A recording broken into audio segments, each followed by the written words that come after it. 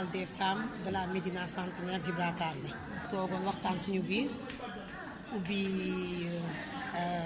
calebasse bi nag mu demee mooy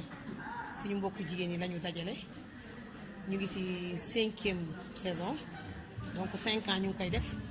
à partir de samedi prochain la ñuy commencé waat natt jëm déwén ñu suñu 6e saison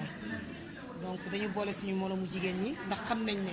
jigéen ñi sonn nañ ci kër yi ñoo yor njaboot ji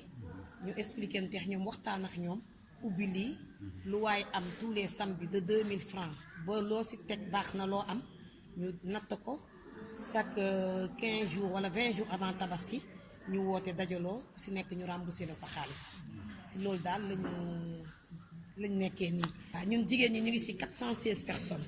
mais bi ñu nekkee 416 personnes ñoom ñoo adhéré pour wane ne dañu bokk joxe woon seen 3000 francs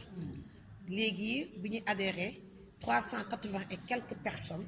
ñoom ñooy continuer di natt ñeneen ñi dañu adhéré rek gisatuñ leen tey ñu ngi am 59 millions 365 mille moom la ñu génnee tey joxe nañu mais ñu ngi desee presque ñi jox ñi ñëwul mot nañu 79 80 et quelques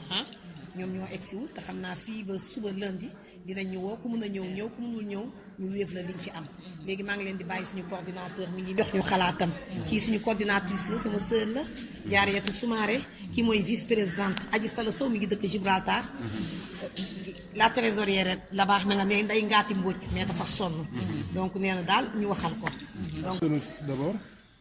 de votre présence à cette cérémonie organisée par l'amicale des femmes de Médina Centenaire Gibraltar. C'est une cérémonie annuelle au cours de laquelle tous les membres, je dis tous les membres parce qu'il n'y a pas que des femmes, il y a des hommes qui ont pu adhérer et qui ont cotisé depuis des années. Alors, comme l'a dit la présidente en version Wolof,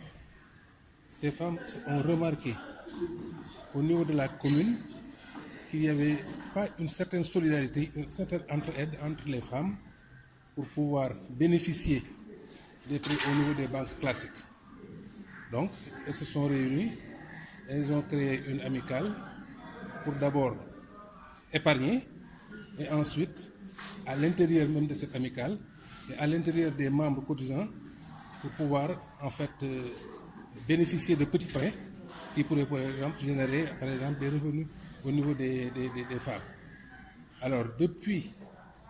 bien je dirais même la particularité de cette calebasse, c'est que depuis sa création, ça fait 6 ans, il n'y a jamais eu de contestation. Un rond.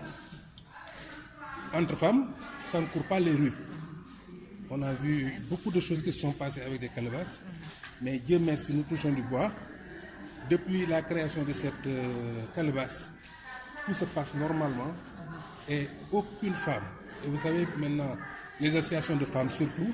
il y a toujours eu des problèmes, mais cette fois-ci vraiment, elles ont pu gérer cette façon